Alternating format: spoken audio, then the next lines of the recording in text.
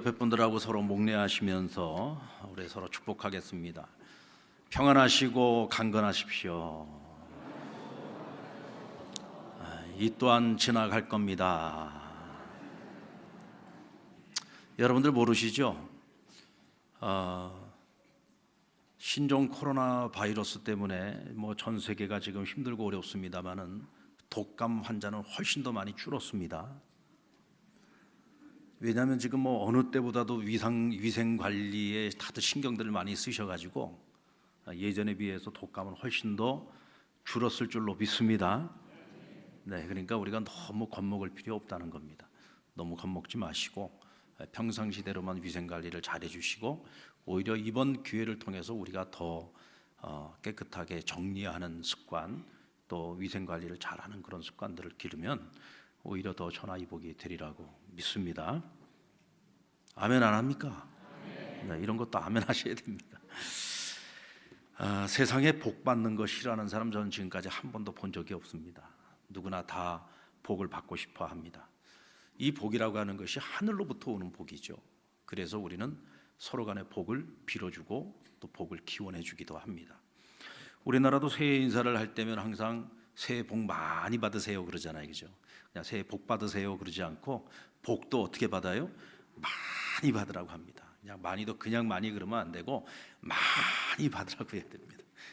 그만큼 우리가 하늘로부터 오는 그 복을 받는 것을 참 기뻐하고 또 서로를 복되게 하는 것을 즐겨합니다. 심지어 중국 사람들은 이 한자의 이 복자를요, 복복자를 거꾸로 이렇게 뒤집어 놨어요. 뒤집어 가지고 그것을 꼭 연초에만 대문 앞에다가 이렇게 붙여놓는 것이 아니라 항상 이 복자를 갖다 이렇게 거꾸로 붙여놓은 그런 가정들이 굉장히 많습니다. 그럼 왜 이 복복자를 갖다 이렇게 뒤집어 놓느냐? 중국어에서 이 뒤집다라고 하는 의미를 가지고 있는 단어가 따오라는 단어가 있어요. 그런데 도달하다, 들어오다 그런 의미를 가지고 있는 단어가 따오라는 단어가 있습니다. 그러니까 복이 우리 집에 들어온다. 복이 들어올 때 그 복을 받기 위해서 어떻게 한다고요? 복복자를 뒤집어 놓는 거예요. 무슨 얘기인지 이해가 되십니까? 네. 들어온다라고 하는 그 단어가 따오라는 단어고 발음이 따오예요. 그런데 뒤집다라고 하는 의미를 가지고 있는 단어도 발음이 따오입니다. 이게 무슨 단어가 똑같다든지 문자가 똑같은 게 아니에요. 발음만 같을 뿐이에요. 근데 이 중국 사람들이 이 복이라고 하는 것을 너무 좋아하다 보니까 이렇게 어떻게 그냥 발음만 같아도 갖다 붙이는 거죠. 그래서 복이라고 하는 것은 하늘로부터 오는 것인데 이 복을 받기 위해서 복자를 거꾸로 뒤집어 가지고 복을 받아낸다. 이제 그런 의미로 복복자를 뒤집어 놓는다는 것입니다. 우리 한국 사람들도 복을 기원하는 마음이 많습니다만 이 중국 사람들의 복사랑은 이해하기가 어려울 만큼 참 기이한 일들이 많이 일어나죠. 그 중에 하나가 이번 신종 바이러스 사태를 불러일으킨 박쥐입니다. 박쥐. 왜 중국 사람들이 이렇게 박쥐를 즐겨 먹을까? 중국 사람들은 박쥐를 복을 가져다 주는 짐승으로 일찍부터 그렇게 생각을 했고, 그래서 이 중국 사람들이 이제 그림에도 보면은 이게 복을 가져오는 그런 짐승들의 그림들이 있는데 거기도 항상 보면 박쥐가 들어갑니다. 그 왜 박쥐가 복을 가져다 주는 짐승이라고 생각을 하느냐? 중국의 그 한자를 보면은 박쥐를 쓸 때 편복이라고 하는 단어를 써요. 근데 여기서 편복할 때 이 복자가 복자를 쓸 때 이 복자와 단어가 같은 단어를 쓰는 게 아니고 발음이 같은 단어를 쓰는 거예요. 편복, 복복. 그래서 박쥐 복자와 이 복복자가 같은 발음을 가지고 있다고 해서 이 박쥐가 복을 가지고 오는 짐승이라고 생각을 하는 겁니다. 그리고 두루두루 복이 들어온다라고 할 때 편복이라고 하는 단어를 쓰는데 이 편복도 역시 마찬가지로 발음이 박쥐야 할 때 편복과 같은 글자를 쓴다는 거죠. 그래서 발음이 같다는 이유 때문에 이 박쥐를 복을 가지고 오는 짐승이라고 이해를 한다는 것입니다. 그래서 이 중국 사람들은 일찍이 이 박쥐를 갖다가 요리로 삼아서 즐겨 먹는 그런 음식이 되었습니다. 근데 여러분, 우리가 잘 아는 것처럼 이 박쥐는요, 바이러스를 자그마치 200개를 가지고 있다고 합니다. 그러니까 여러 가지 많은 바이러스, 변종 바이러스를 만들어내고 일으킬 수 있는 숙주의 역할을 하는 거죠.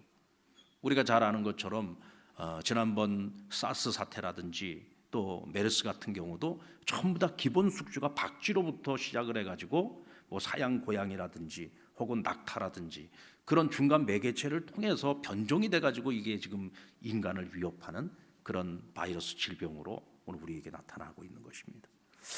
이와 같이 중국인들의 미신적인 기복주의가 이 세계적인 바이러스 재앙을 불러오게 되었다는 거죠. 본래 박쥐라고 하는 동물은 새끼에게 젖을 먹이는 동물이에요. 그래서 포유류과에 속합니다. 그래서 길짐승으로 분류가 되죠. 근데 또 한편으로는 박쥐는 날개가 달려 있어가지고 하늘을 날아다닙니다. 그래서 날짐승에도 들어갑니다. 포유류, 다시 말하면 길짐승이면서 동시에 날짐승에도 들어가는 거죠. 그래서 사람들은 기회주의자들을 비유를 할 때 박쥐에다가 비유를 하는 경우가 많습니다. 왜냐하면 박쥐는 내가 포유류하고 어울릴 때는 나는 포유류과야. 날짐승들하고 어울릴 때는 난 날개가 있으니까 나는 날짐승이야. 이런 식으로 자기 정체성이 없이 여기 붙었다 저기 붙었다, 자기 이익을 위해서 여기 붙었다 저기 붙었다 하면서 옳고 그른 게 중요한 것이 아니고 남이야 어떻게 되든지 말든지 나만 법 받고 나만 잘 되면 된다라는 이런 기복주의적인 생각을 가지고 있는 사람들이 기회주의자가 된다는 거죠. 그런 의미에서 보면은 인간의 이기적인 이 탐욕이 오늘날의 이 끔찍한 재앙을 가지고 왔다고 해도 과언이 아닐 겁니다. 이 환경학자들이라든지 요즘 그 감염학자들의 이야기를 들어보면 결국은 이번에 이런 재앙을 가지고 오게 된 가장 근본적인 이유가 무엇인가? 박쥐도 문제고 또 이런 먹지 말아야 될 음식을 먹는 것도 문제가 됩니다만은 사실은 근본적인 이유는 인간이 우리가 살아가는 하나님이 주신 이 자연 환경을 우리 스스로가 파괴해 버렸어요. 생태계가 파괴된 겁니다. 지구 온난화가 어떻게 보면 가장 근본적인 이런 바이러스 창궐의 가장 기본적인 이유가 된다는 거예요. 이전에 일상적으로 하나님께서 우리에게 주셨던 자연 환경을 우리 스스로가 무너뜨린 겁니다. 그래서 앞으로는 이런 바이러스 재앙이 점점 더 심해지고 더 많아지면 많아지지 줄어들지 않는다. 그러니까 이번 기회를 통해서 우리가 인간의 탐욕을 절제하고 하나님이 처음 우리에게 주셨던 창조의 질서를 회복하는 길만이 우리가 이런 재앙으로부터 벗어날 수 있다라고 이야기를 하고 있습니다. 여러분, 복을 바라는 마음이 나쁜 마음이에요, 좋은 마음이에요? 당연히 복을 받아야죠. 오늘 여기서 복 받기 싫은 사람이 있습니까? 다 복을 받고 싶은 마음을 다 갖고 있어요. 그런데 중요한 것은 과연 내가 하늘로부터 오는 그 복을 받을 만한 사람이냐라고 하는 것을 먼저 생각해야 된다는 거예요. 무조건 복만 받는 것이 중요한 것이 아니라 내가 과연 하늘로부터 오는 그 복을 받을 만한 자격이 있는 사람인가? 또한 하늘로부터 오는 그 복을 받을 만한 사람이 되기 위해서 우리 스스로가 노력해야 된다는 거죠. 복자를 거꾸로 뒤집어 놓는다고 복이 옵니까? 박쥐를 먹는다고 복이 오느냐 말이죠. 복을 받는 것만큼 중요한 것은 뭐냐? 이 복이 내게 와서 이것이 내게 머물러 있으면 안 돼요. 복이라고 하는 것은 나를 통해서 그 복이 흘러 세상으로 가야 되는 겁니다. 그래서 우리가 복의 통로가 되어야 되고 복의 근원이 되어야 되는 거죠. 그래서 그 복이 모든 사람들을 행복하게 만드는 거예요. 여러분, 물도 고여 있으면 썩지 않습니까? 복도 마찬가지입니다. 그래서 우리가 복을 받는 것도 중요하지만 복을 누리는 것이 중요해요. 어떤 사람은 복을 정말 많이 받았어요. 우리가 세상적인 관점에서 봐도 참 저 사람은 재물의 복도 받고 건강의 복도 받고 자식의 복도 받고 정말 많은 복을 받은 것 같아요. 그런데 그 복을 누리지를 못하는 사람이 있어요. 그것은 왜 그러냐? 복을 누릴 만한 그릇이 못 되는 거예요. 부모를 잘 만나가지고 날 때부터 부자로 태어났어요. 아버지의 많은 재산을 물려받았어요. 그런데 내가 그 복을 받을 만한 그릇이 되지 못하고 누릴 만한 그릇이 되지 못하면 오히려 그 받은 복이 오히려 자신에게 복이 되는 것이 아니라 화가 될 수도 있고 저주가 될 수도 있다는 거죠.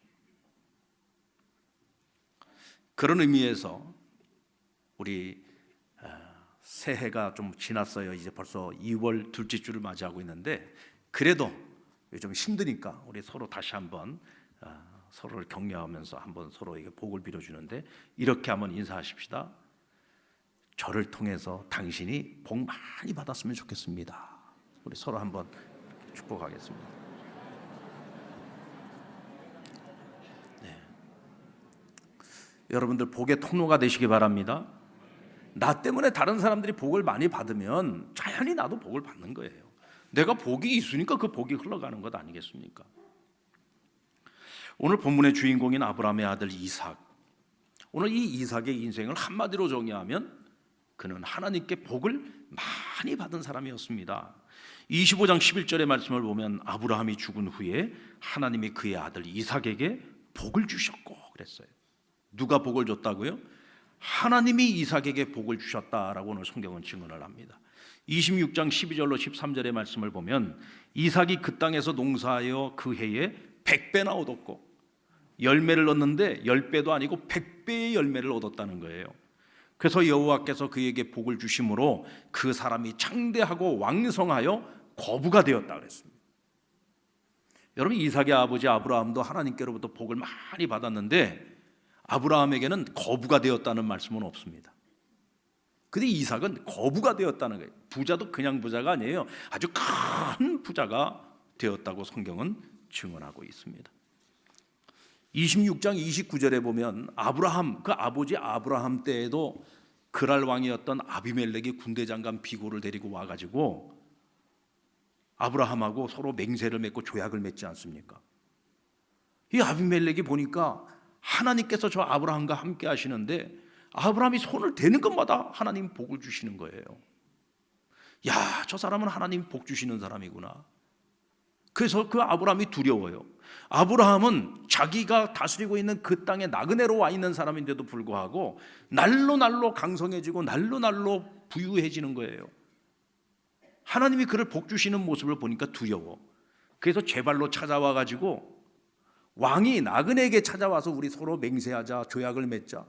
나와 내 자식과 그리고 내 후손들에게 선대해 주기 바란다. 이러고 서로 조약을 맺었단 말이죠. 근데 그 아들 오늘 이삭도 역시 마찬가지로 지켜보니까 야, 저게 아비만 복을 받은 게 아니라 그 아들도 복을 받네. 그 아들이 장성해지는 모습을 보면서 아비멜렉이 또 찾아와가지고 우리 맹세하자.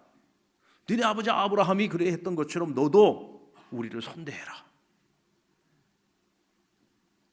얼마나 이삭이 복을 많이 받았는지 이 블레셋 사람들이요, 이삭을 시기하고 질투했다고 말씀하고 있습니다. 이삭이 여러분 무슨 복복자를 뒤집어 거꾸로 붙여놓은 것도 아니고 복 받으려고 박쥐를 먹은 것도 아니고 뭐 날마다 복 달라고 하나님께 간구한 것도 아니에요. 이삭은 어머니의 뱃속에 잉태되는 그 순간부터 하나님께 복을 받은 사람이었어요. 아브라함에게는 8명의 아들이 있었습니다. 사라가 낳은 아들 바로 이 약속의 자녀 이삭이 있고 하갈이 낳은 이스마엘, 그리고 그두라라고 하는 여인을 통해서 나중에는 6명의 아들을 얻습니다. 처음에는 자식이 없었던 아브라함인데 하나님이 복 주시기 시작하니까 아들이 8명이나 생긴 거예요. 근데 성경에는 그 8아들 중에서도 이삭에게 하나님이 복을 주셨다는 말씀만 있어요. 자, 그렇다면은 하나님이 아브라함의 다른 아들들에게는 복을 안 주셨느냐? 그렇지 않습니다. 여러분, 아브라함은 큰 부자였습니다. 자기가 죽을 때가 다 되었을 때 그는 아들 이삭, 약속의 자녀를 위해서 자신의 유산을 미리 분배를 합니다. 그래서 자신의 재산의 절반을 이삭에게 주고 나머지 재산을 가지고 이스마엘과 나머지 6 아들에게 공평하게 나눠줬어요. 저는요, 아브라함에게 이런 우리가 좀 배울 필요가 있다고 봅니다. 혹시 우리가 자녀들에게 뭘 물려줄 게 있으면은요, 내가 생전에 있을 때 물려줘야 돼요. 나 죽고 난 다음에 니네가 알아서 나눠 가져라 그러면은요, 형제간에 왼수됩니다. 이거 부모들이 좀 지혜로워야 돼요. 아브라함이 참 지혜롭지 않습니까? 자신이 죽기 전에 내가 죽고 난 다음에 이 아들들끼리 서로 분쟁하고 다투고 싸움이 일어날 것을 걱정을 한 거죠. 그래서 아예 미리 약속의 자녀인 이삭, 이 장자의 명분을 가지고 있으니까 이삭에게 재산의 절반을 나누어주고 나머지를 가지고 또 자녀들에게 나누어서 이삭과 멀리 떨어져 동쪽으로 그들을 다 보냈다 그랬어요. 미리 모든 것들을 다 정리한 거죠.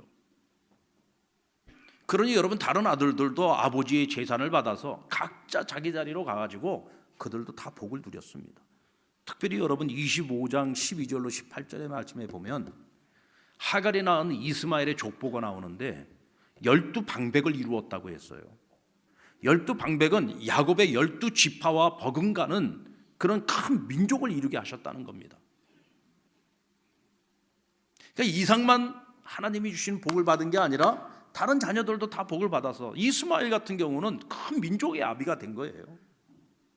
그런데 우리가 여기서 생각해 봐야 될 것은 뭐냐면 하나님께서 이삭에게 주신 복과 이스마엘에게 주신 복은 차원이 다르다는 겁니다. 하나님이 이삭에게 주신 복은 어떤 복이었습니까? 그것은 아브라함의 복을 계승하는 믿음의 복을 주신 거예요. 이는 그와 그의 후손이 하나님의 백성이 되는 복이고 하나님께 속한 자가 되는 복이었던 거죠. 하나님을 경외하는 백성의 복을 하나님께서 이삭에게 주신 거예요. 그런데 이 복은요, 이삭이 노력을 해서 받은 게 아닙니다. 어머니의 뱃속에 잉태되는 순간부터 이미 하나님께서 결정하신 거예요. 하나님이 이삭을 택하신 겁니다. 이삭보다 먼저 태어난 하갈이 낳은 이스마엘도 있었지만 하나님께서 말씀하십니다. 이스마엘이 아니야. 아브라함의 복을, 너에게 내가 약속한 그 복을, 그 유업을 이어받을 자는 사라가 낳은 이삭이야 라고 말씀을 하십니다. 이건 하나님께로부터 택함 받은 복이에요. 이것은 내 노력으로 얻은 복이 아니라 하나님께서 주신 주어진 복입니다. 그러니까 이삭은 태어나는 그 순간서부터 이미 뭐예요? 복을 받고 태어난 것이죠. 이 복은 노력과 상관없이 하나님이 주신 은혜로 받은 복이다.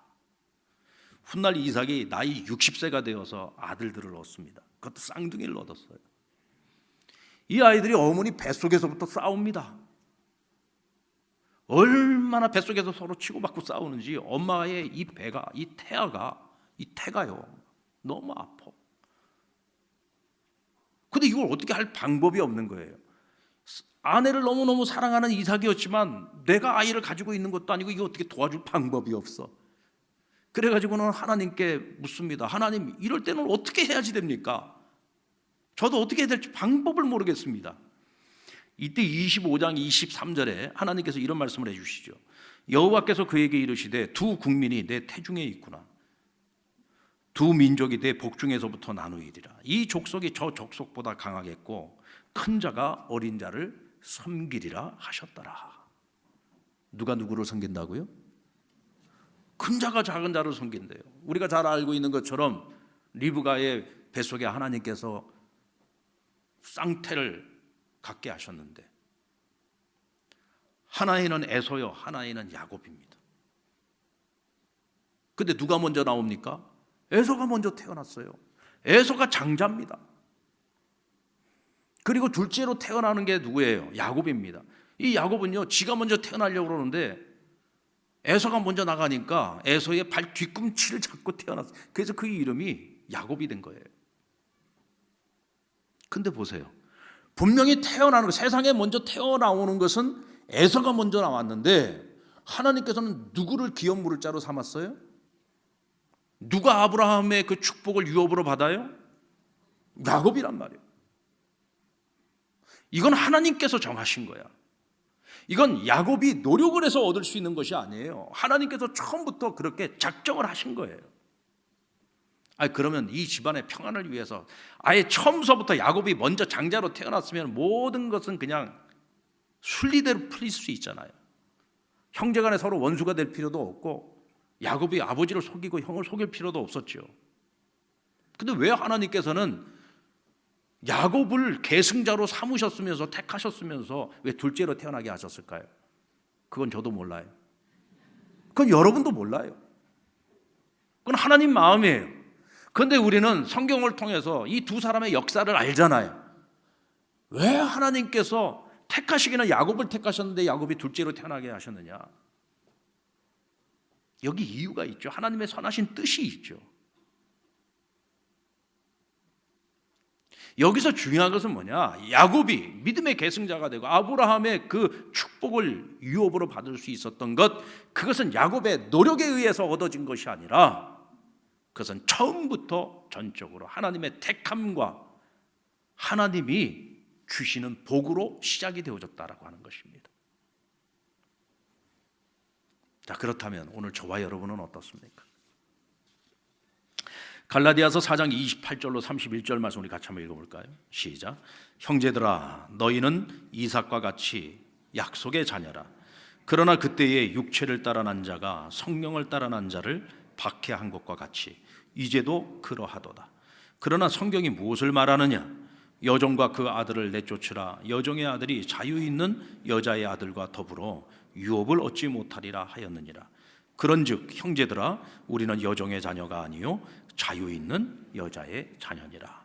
자, 오늘 바울이 뭐라고 얘기하고 있어요? 누가 약속의 자녀라고 말합니까? 누가 오늘 이 시대를 살아가는 이삭이라고 얘기하고 있습니까? 바로 예수 그리스도로 말미암아, 믿음으로 말미암아 하나님의 자녀가 된 사람들, 예수 그리스도의 이름을 부르는 모든 사람들, 오늘 그들이 이삭의 후계자들이에요. 약속의 자녀들이에요. 그게 누굽니까? 오늘 바로 저와 여러분이잖아요. 우리가 어떻게 구원을 얻었습니까? 믿음으로 말미암아 구원을 얻었잖아요. 그럼 그 믿음은 어떻게 얻었습니까? 에베소서 2장 8절 말씀, 그 은혜를 인하여 믿음으로 말미암아 구원을 얻었나니 이것이 너희에게서 난 것이 아니요 하나님의 선물이라 그랬어요. 그러니까 구원은 하나님의 선물인데 그 구원을 얻게 하는 믿음도 하나님이 우리에게 은혜로 주셨다 그랬어요. 은혜가 뭡니까? 선물이란 뜻이잖아요. 우리가 어떻게 믿음을 갖게 됐습니까? 우리가 뭐 가방끈이 길어요? 머리가 좋아요? 배운 게 많아요? 우리가 그것을 이해할 수 있을 만큼, 받아들일 수 있을 만큼 거룩하고 의로운 사람들이기 때문입니까?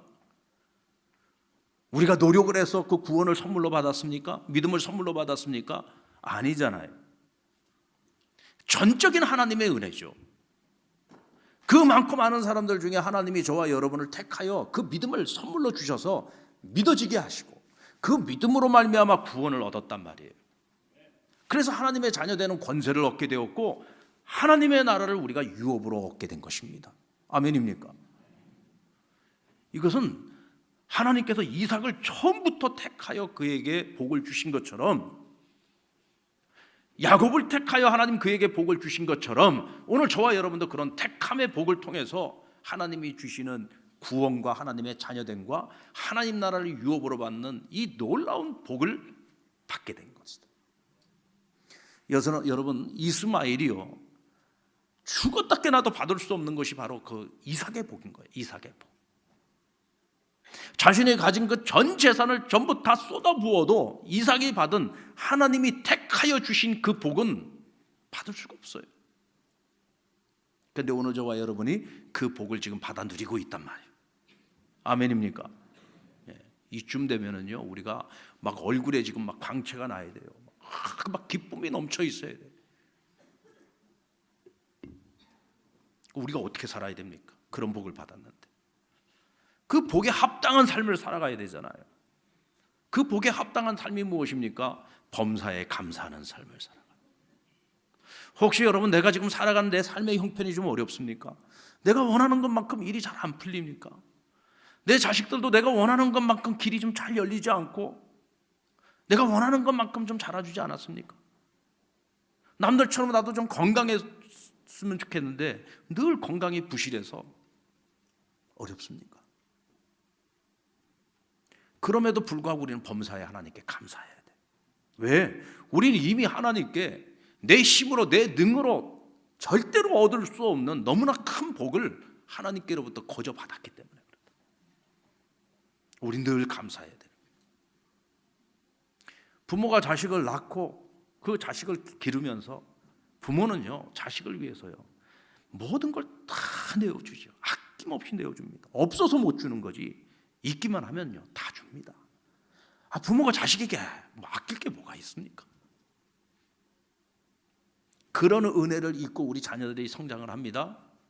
근데 자녀가 다 장성을 해가지고 장성한 자식이 부모에게 이렇게 말합니다. 남들은 금수저 부모를 만나가지고 날 때부터 잘 먹고 잘 살고 호의호식하면서 부모가 뒷받침해져가지고 지 하고 싶은 공부 다 하고 처음서부터 저렇게 잘 나가는 인생들이 됐는데 아버지는 나에게 해준 게 뭐가 있냐고,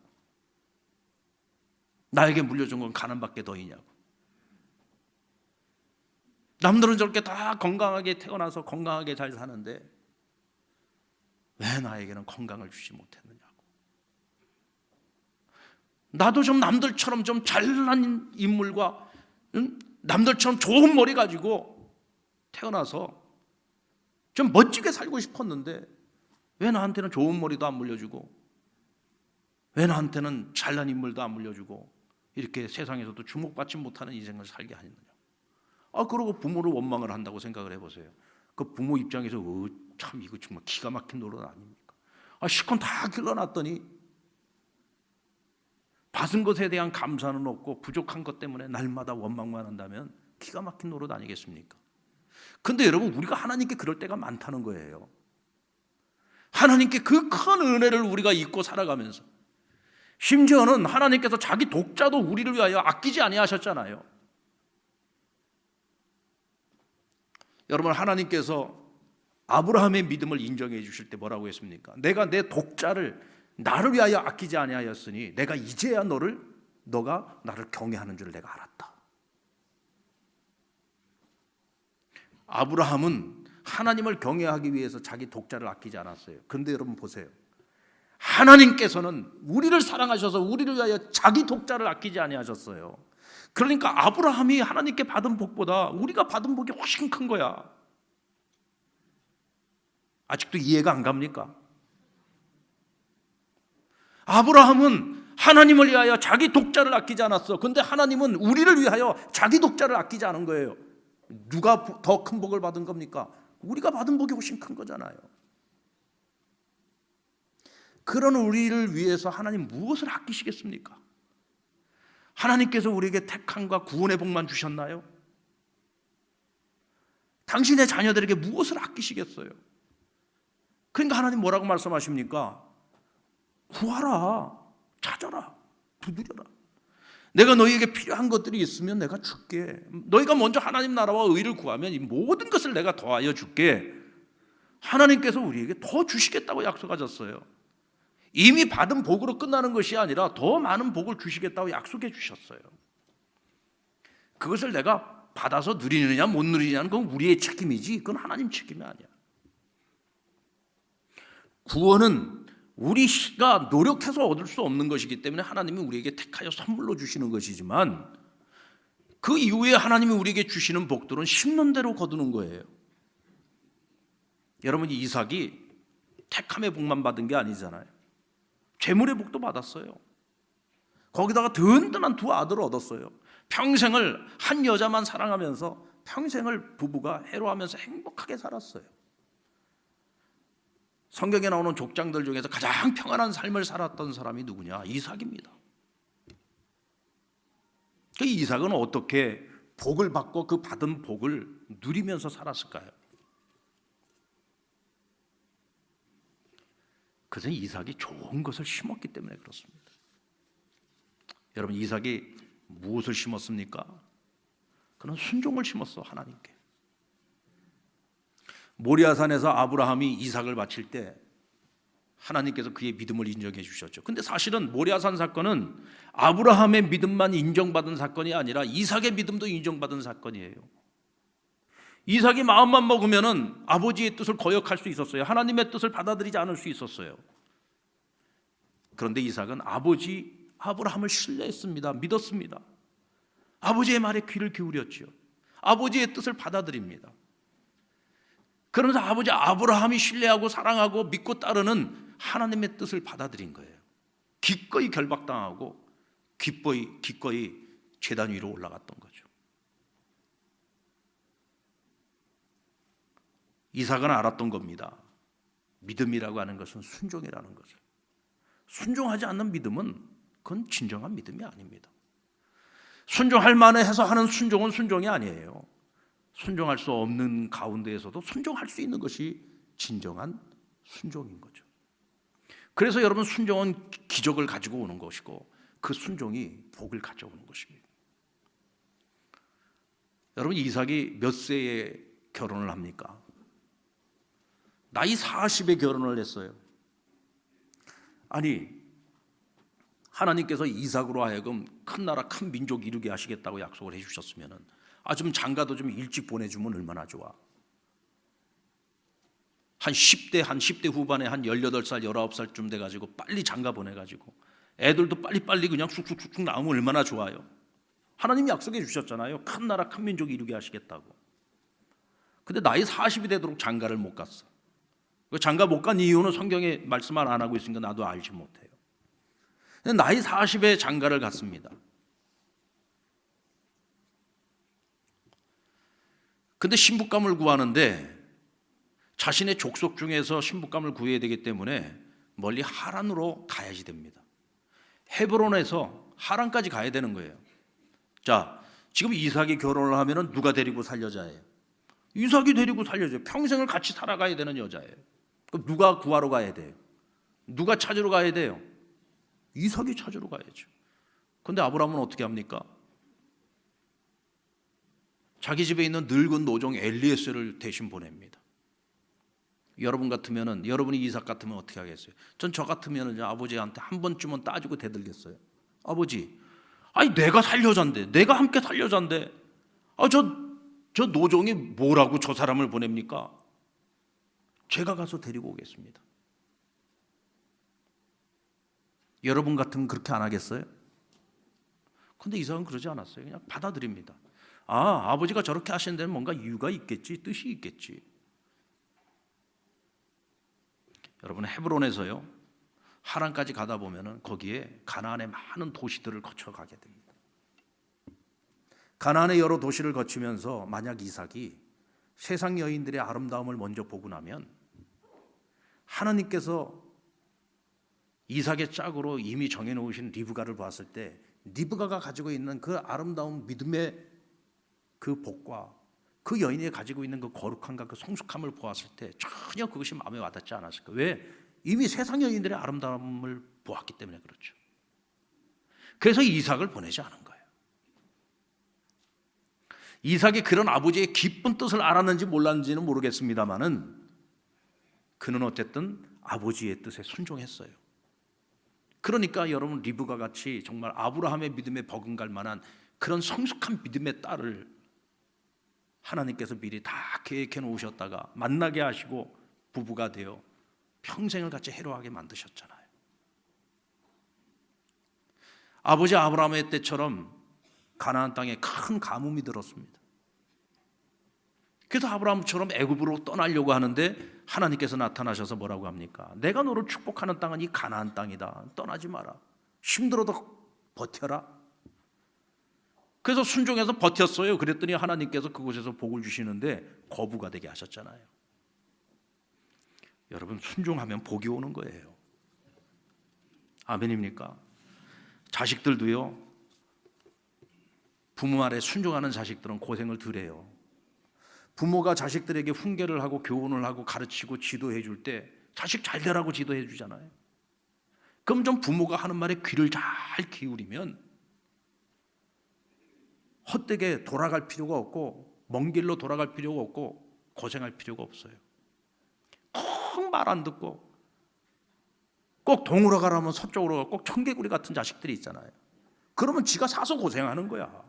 돌고 돌아가지고 결국은 하나님이 가라고 하는 그 길로 가게 돼 있는데 결국은 돌고 고생은 지가 다 하는 거죠. 순종하는 자의 삶이 그래서 복된 거예요. 그래서 여러분, 이삭은 온유하지 않았습니까? 다투지를 않았어요. 우물을 파놓으면은요, 이 그랄 사람들이 막 시기 질투를 해가지고 자꾸 그 우물을 빼앗는 거야. 여러분, 근데 이삭은 싸우지 않았습니다. 다투지 않았어요. 그냥 줘버리고 다시 또 우물을 파는 거야. 근데 우물을 파면 또 우물이 펑펑 터져요. 이삭이 왜 그들과 다투고 싸우지 않았을까? 싸울 힘이 없어서 안 싸운 걸까? 능력이 없어서 안 싸운 걸까? 아닙니다, 여러분. 어쩌면 이삭은 능력이 너무 많아서 안 싸워서 그런지 몰라요. 왜? 그는 보물지도를 갖고 있어. 보물지도. 뭐 가지고 우물 하나 뺏겨도 괜찮아. 우물 또 파면 되니까.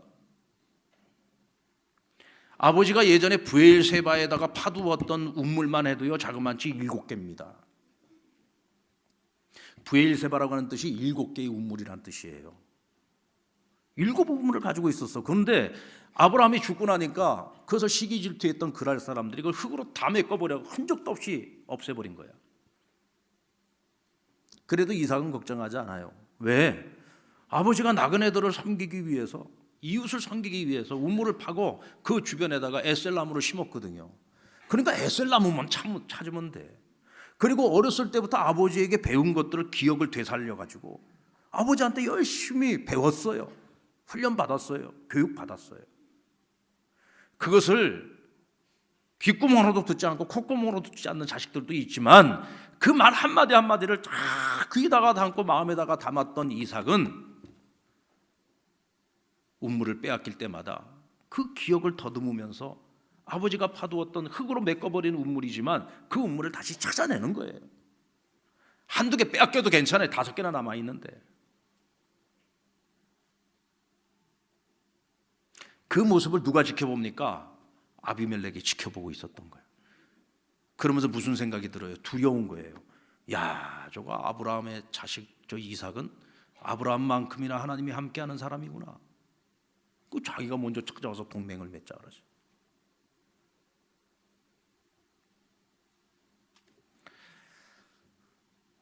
여러분, 오늘 저녁부터 내일 새벽, 오전, 저녁으로 해서 화요일까지 우리가 신구약 성경 전체를 이번에 이만영 목사님 모시고 우리가 같이 공부를 하는데, 여러분 우리가 어떻게 복을 누릴 겁니까? 우리 성도들의 복은 어디로부터 와요? 하나님께로부터 오죠. 그럼 하나님께서 우리에게 어떻게 복을 주시느냐? 말씀을 통해서 복을 주시는 거예요. 하나님의 말씀이 지혜의 말씀이잖아요.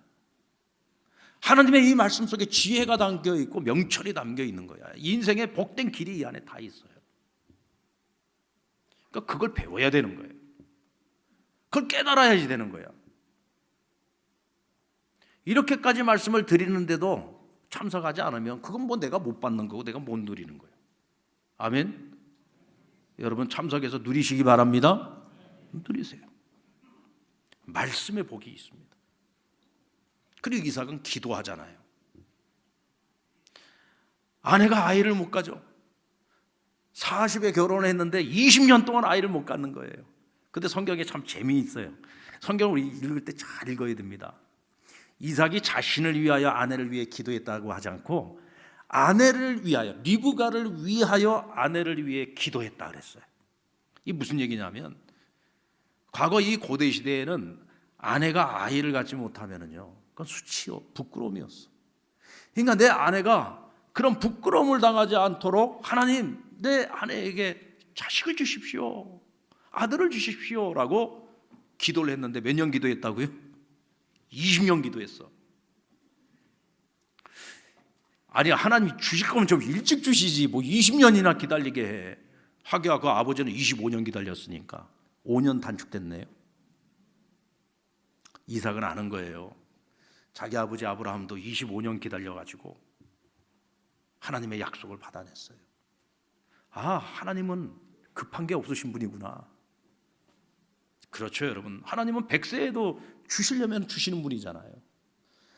하나님은 빠르고 늦고 이거 사실 상관이 없어. 하나님이 중요한 것은요, 하나님께서 우리에게 복을 주실 때 이 복이 우리에게 얼마나 가치 있는 것이고 이게 얼마나 소중한 것인지를 우리가 그것을 바로 깨닫는 것이 중요한 거야. 은혜를 받아도 은혜를 은혜로 깨닫지 못하는 자에게는 그것은 돼지에게 던져지는 진주밖에 안 돼요. 아무짝에 쓸모없는 거야. 다 깨달아야 돼.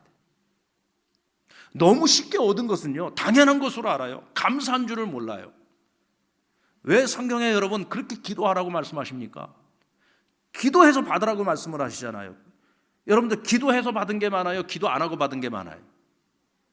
솔직히 양심에 손을 얹고 여러분들 정말 기도해서 받은 게 많아? 기도 안 하고 받은 게 많아? 솔직히 말하면 기도 안 하고도 받은 게 훨씬 더 많아요. 그런데도 하나님은 기도 안 해도 주시면서 자꾸 기도해서 받으래요. 왜 자꾸 우리 보고 기도해서 받으라고 하는 거예요? 기도해서 받아야, 기다림 끝에 받아야 그것이 소중한 줄을 아는 거야. 자식을 주셔도요, 그냥 결혼하자마자 그냥 쑥쑥 아이를 낳으면은요, 그냥 결혼하면 누구나 다 갖는 줄 알아요. 근데 어렵게 힘들게 자식을 얻으면요, 정말 생명은 하나님이 주시는구나, 이걸 깨닫는 거야. 그래서 정말 감사한 줄을 알고 그 자녀를 정말 하나님의 자녀로 기르기 위해서 더 애쓰고 더 노력하는 거예요. 에서와 야곱을 그렇게 얻었어요. 이 생명 하나님이 주신 생명이야. 너무 소중한 거죠. 그 기다림의 시간 동안 이삭이 원망하고 불평한 게 아니라 기도했다고 했어요. 기도하면서 하나님과 더 가까워져요. 기도하면서 하나님과 더 깊이 소통해요. 더 깊은 영성을 갖게 되는 거죠. 이게 하나님이 더디 응답하신 이유예요. 왜? 이삭은 믿음의 조상이니까. 어떤 것보다도 중요한 것이 이삭은 믿음이 성장하는 것이 믿음이 성숙해가는 거예요. 주어진 것에 대한 감사를 가지고 당연한 것으로 여기는 것이 아니라 언제나 감사함을 가지고 그것의 소중함을 알고 그 가치를 알고 그 믿음을 그 후대들에게 더 아름답게 계승해 나가기를 하나님은 원하신 것이죠. 사랑하는 여러분, 기도의 사람이 되시길 바랍니다. 기도를 심으시기 바랍니다. 우리는 이미 하나님께 가장 큰 은혜와 가장 큰 복을 받았습니다. 이미 받았습니다. 이제 그걸 우리 누려야지 돼요. 하나님이 앞으로 우리에게 주실 복들이 또 많이 있습니다. 그걸 받기도 해야 되지만 누리기도 해야 됩니다. 우리가 어떻게 누릴 것입니까? 주어진 것에 감사하십시오. 범사에 감사하십시오. 범사에 감사하십시오. 순종하십시오. 권위에 순종하십시오. 하나님의 영적 권위 앞에 순종하십시오. 하나님 말씀 앞에 순종하십시오. 부모에게 순종하십시오. 가르치는 자에게 순종하십시오. 그리고 온유함으로 기도하십시오. 기도하면 하나님 주시겠다고 했습니다. 기도하여 받으시기 바랍니다. 아멘. 기도하여 받으시기 바랍니다. 그리고 받은 것이 내 안에 머물러 있지 말게 하시고 끊임없이 하나님이 주신 복이 나를 통해서 흘러가게 하십시오. 내 이웃에게, 내 형제들에게, 우리 같은 믿음의 사람들에게, 세상을 향하여 하나님이 주신 복이 우리를 통해서 흘러가도록 축복의 통로가 되는 저와 여러분 될 수 있기를 주의 이름으로 축원합니다.